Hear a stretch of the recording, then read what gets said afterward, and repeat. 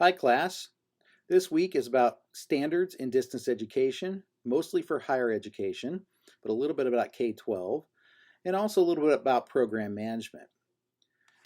Believe it or not, standards do exist. They are not standards like you would think for K-12 education that are proficiency standards that we want to try to get all students to. The standards for distance education are typically quality standards.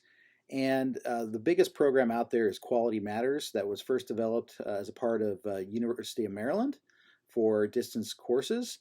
And those have been around since about 2005. And what really these are things or programs that you can run through your courses or entire distance program through, and it evaluates to make sure that the course contains components and or follows principles for good teaching and good delivery of instructions via distance. Now, the program, you do have to become trained in it and in order to participate, and you also have to pay for someone to evaluate and get sort of the certificate or stamp of approval that it's made it through Quality Matters. It's a way to provide a little credence and a little quality assurance to these distance courses. Now, how widespread is this program? Well, it's somewhat widespread for programs, especially those wanting to receive some critical feedback, also some certification as well. Some may argue that good teaching is good teaching, and if you're already doing good teaching via person and you can translate it online, why would you need something like Quality Matters? Because it is a bit costly to run your program through, especially costly to run a program through, and a bit costly to run individual courses through, time-wise and expense-wise financially. So there's a movement, or has been for years, to improve quality of courses, and this is one way of doing this, is running through a program like Quality Matters.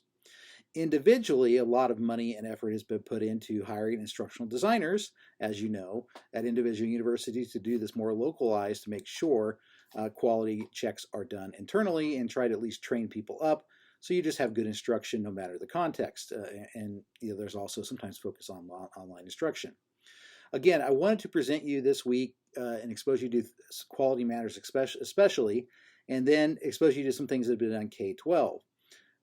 So I will do that in this week, and you'll have some access to it. It's a little dry in places because it is about sort of evaluating courses. I mean, I'll also try to update some of the access to some of the literature around this area, and the lecture with Tom Weisling that you've already been exposed to covers a little bit about program management, so we'll talk a little bit about that as well, so that you have a little context of what it takes to manage a program.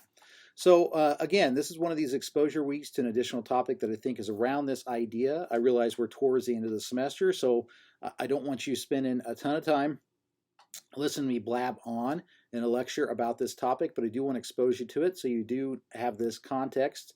To me right now, I want you reading and going through the content this week, but the most important thing around the learning is your doing of your final course site assignment and your final paper. So we're hurtling towards the end of the semester, and I realize that. We'll be a little light on the lecture content this week, but there are some good videos and good readings that I do want you to make you aware of in watching and learning about quality of courses and management of distance programs. So again, I hope you enjoy this week and you have some exposure here to the course, in this course to these ideas. And if you do have questions or comments, as always, please reach out to me. And I hope you find this week useful in your arsenal of understanding of distance programs and distance teaching.